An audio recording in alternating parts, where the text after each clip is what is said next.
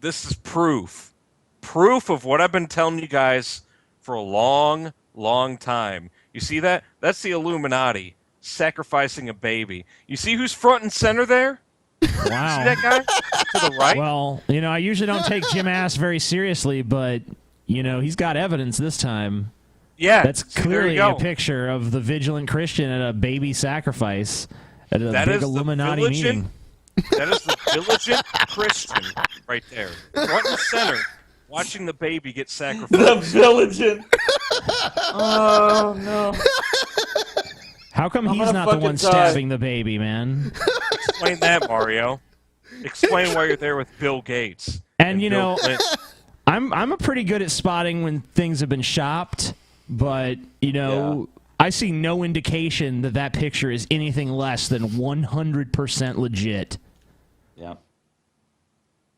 And you see, if you ever watch those videos where he's drawing the triangles with his mouse cursor, he's got the triangle right there on his chest. Right there. Yeah, that's true. That's very true. You're very smart, Jim. You know it's what. I think it's time for story time with Paul. All right. Let's Paul, do story time. Do you have a story, Paul? Do I have a story? Does the Pope wear a pointy hat, TJ? I don't know. I've never seen him. Oh, me neither. I was kind of asking. Sucks, you motherfucker. All right, Jim can go. Sorry. Story time. Quiet, Jim. Paul. Don't interrupt Paul's story time. So I wanted to talk about trolling tonight because, we have Jim Ass, a notorious internet troll, here with us, and I thought maybe we could discuss trolling and the genesis of trolling. See, I've said before, and I backed this up. I plan to back it up tonight, at least. That I've been prick. Jim, listen. Yes. You might learn something. So Yes. I've been trolling since before trolling was called trolling. This is true. A lot of people say, well, Paul, how is that possible? Are you claiming to be the first internet troll? No, I'm not claiming to be the first internet troll. But I was trolling before trolling was trolling. Now, how did you do this? Dick mother that motherfucker is. Goodbye, Jim. Bye, Jim. Go away, Jim. Have a fantastic night, Jim. He's very impolite. I hope you have a fucking horrifying, disfiguring car accident on the way home, Jim. Anyway, I love you, Jim. Just kidding. I don't love you. I was trolling before troll. He's got me all fucked up now, man. That's what he does, man. Yeah. He throws people off their game. Yeah. That's his whole shtick. I was in my groove. So anyway, how do you troll before the internet even exists, TJ? Do you have a guess? I don't think you were Prank alive before calling. the internet I would say existed prank in calling. some form. Well, okay. Before public access to the internet was a commonplace thing in the house. Fair enough. How do you do that? I don't know, Paul. You're going to tell me, I'm assuming. You use a CB radio, okay? Ah, yeah. I had this friend whose dad had a truck with a CB radio antenna on it and a CB in it. And he used to let us get in there and play around on the CB radio, not knowing that it was the start of a federal criminal enterprise.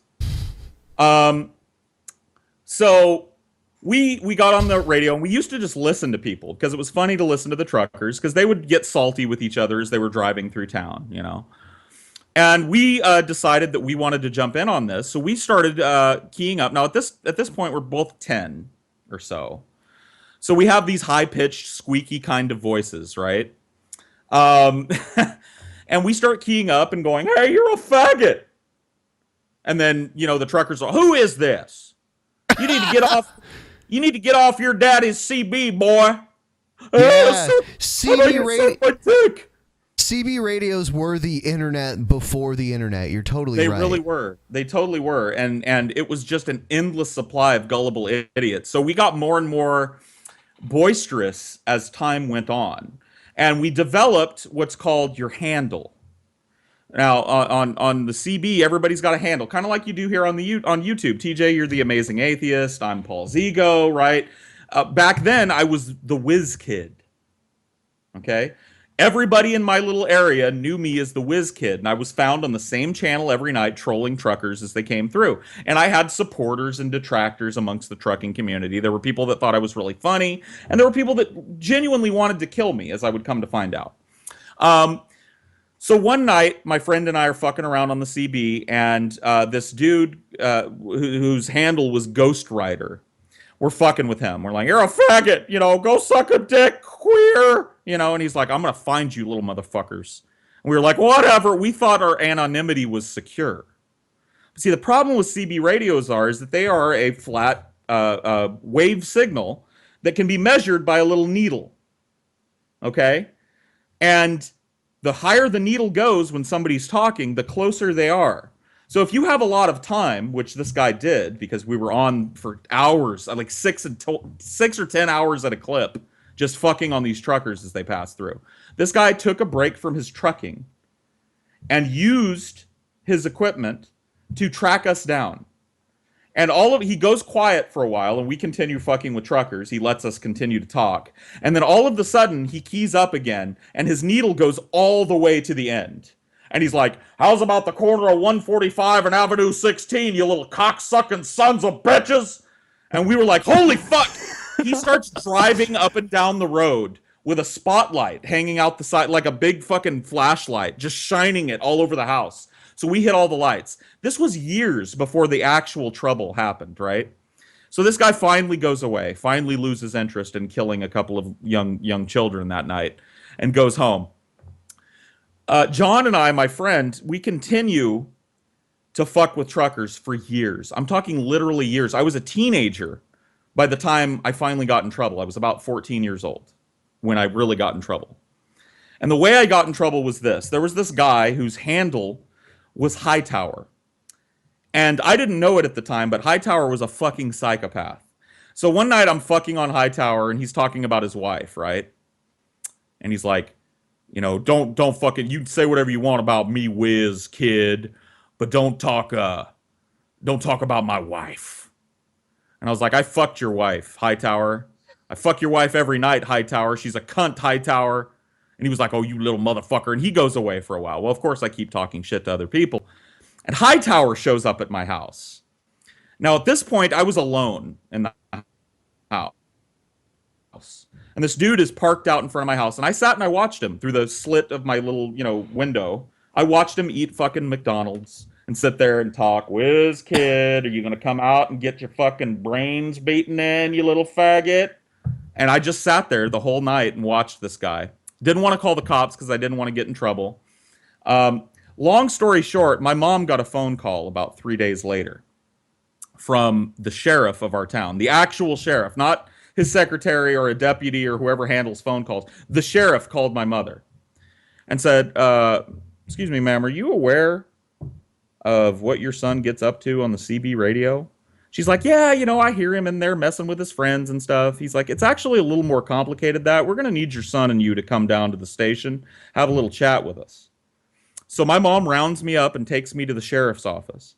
There's the sheriff, a lawyer, and a federal agent in the room, whatever the FCC's agents are, some representative of the Federal Communications Commission.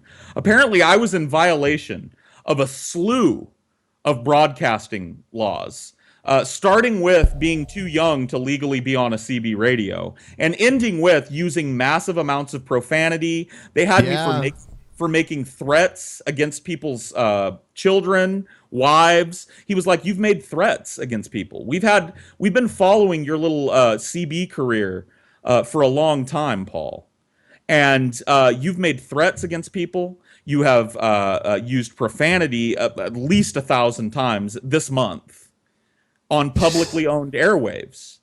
Do you realize that what you've done is a federal offense?" And I almost shit my pants. I started crying. The guy goes on. He goes, but that's not really why I called you in here today, because we could have just slapped your mom with a fine and she would have put your CB up in the closet and you'd never be on it again. But he said, I want you to know something. He said, does the name Hightower mean anything to you? And I said, Yeah, he's a guy that I talked to on the CB radio. He said, that guy that you know as Hightower on the CB radio killed his wife last night in cold blood, shot her in the back of the head while she was sleeping. And we're prosecuting him for capital murder. We also know that he sat out in front of your house and that he regularly carried his weapon with him. So do you understand that these people that you're messing with are not fucking around, Paul? And that was the end of my YouTube career. But I literally had, or my YouTube career. Zing! My CB career ended that day with a federal official telling my mom that she faced prison time if I ever touched the CB radio again. So I don't actually know if I'm legally allowed at this point to broadcast my voice or image anywhere. I might still be under legal constraints. Oh, but shit. I'm kidding. It's funny, though, that, he was so protective of his wife, but then he shot her. I wonder if it's because you were fucking her, He's like, I fucked your wife, I've always wondered if he thought I actually fucked his wife. Yeah, it's like, you out there fucking 14-year-old kids? Die, bitch! One of the other guys, there was another guy called the Duck. The Duck. He's cool. Guy said, does the name the Duck mean anything to you? And I was like, yeah, the Duck's one of my friends on the CB. He was like, the Duck is a registered pedophile. The Duck... Huh? That's why he was your friend. The Duck molested his 2 grandsons when they were about your age and served federal prison time in the 70s for it. The Duck is not your friend. So that was my short but sweet CB radio story, and that is Storytime with Paul tonight. Hashtag bend over for the Duck. Yep.